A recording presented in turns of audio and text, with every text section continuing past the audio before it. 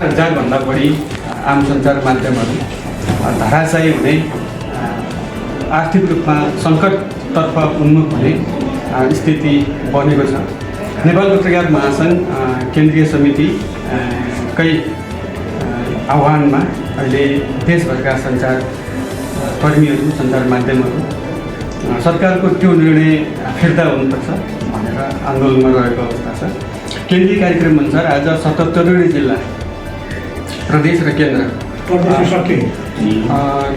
मा सरकारलाई यो जुन चैत 18 गतिको निर्णय हो, परिपत्र हो, त्यो बदर हुनुपर्छ, त्यसलाई फिर्ता लिनुपर्छ भनेर सरकारलाई ध्यानाकर्षण गराउने जुन केन्द्रीय कार्यक्रम अन्तर्गत आज हामी प्रमुख जिल्ला अधिकारीज्यू मार्फत सम्माननीय प्रधानमन्त्रीज्यूलाई यो ज्ञापन पत्र बुझाउने कार्यक्रममा छौँ, सन्दर्भमा छौँ।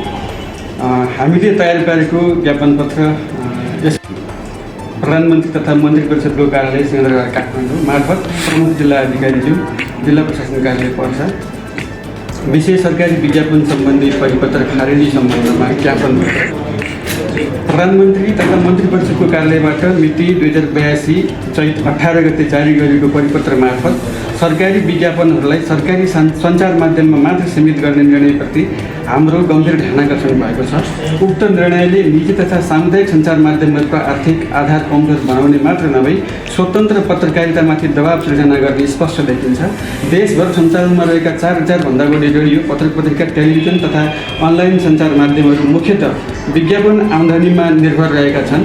यस्तो अवस्थामा सरकारी विज्ञापनलाई सीमित गर्दा ती सञ्चार संस्थाहरू बन्द हुने जोखिम बढेको छ, जसबाट हजारौँ पत्रकार, सञ्चारकर्मी तथा कर्मचारीहरू प्रत्यक्ष रूपमा प्रभावित हुनेछन्। जनमतबाट स्थापित सरकारले रोजगारी खोसिने अवस्था सिर्जना गर्ने निर्णय गर्नु लोकतान्त्रिक मूल्य मान्यता विपरीत काम हो।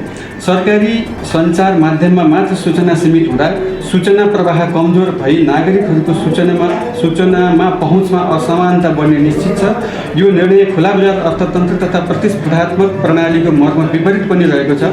यसले राज्य नियन्त्रित सूचना प्रणालीलाई प्राथमिकता दिने सङ्केत गर्छ। अत उपरोक्त सन्दर्भमा हामी निम्न मागहरू प्रस्तुत गर्दछौँ। 1. मिति 2082 चैत 18 गते जारी गरिएको उक्त परिपत्र तत्काल खारेज गरियोस्। सरकारी विज्ञापन वितरणलाई पारदर्शी, समानुपातिक र समावेशी बनाउँदै निजी, सामुदायिक तथा सरकारी सबै सञ्चार माध्यममा न्यायोचित रूपमा वितरण गरियोस्। सङ्कटग्रस्त सञ्चार क्षेत्रको संरक्षण तथा प्रवर्धनका लागि दीर्घकालीन नीतिगत व्यवस्था तत्काल अघि बढाइयोस् र समानुपातिक विज्ञापन प्रणाली कार्यान्वयन गरियोस्।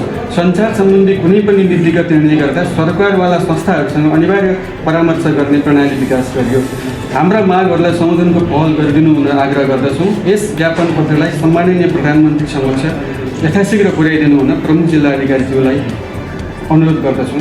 धन्यवाद।